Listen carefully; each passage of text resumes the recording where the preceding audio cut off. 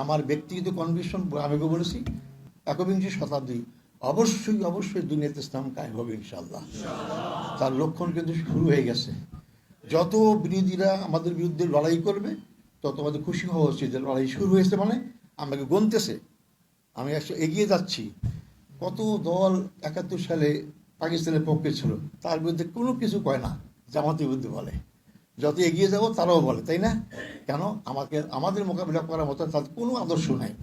একটাই ঠুনকো আদর্শ বসা, যা আমাদের মধ্যে বিভ্রান্ত করতে চায়। কিন্তু আমাদেরকে সাহসের সাথে এগিয়ে যেতে হবে। ভীরু কাপুরের দুর্বল লোকদের ইসলাম কায়েম হয়নি।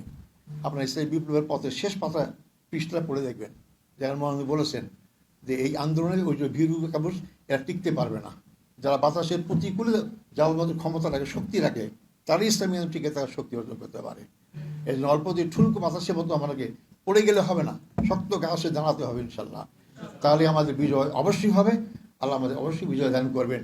সেই বিজয়ের দলে আপনারা সামিল হন।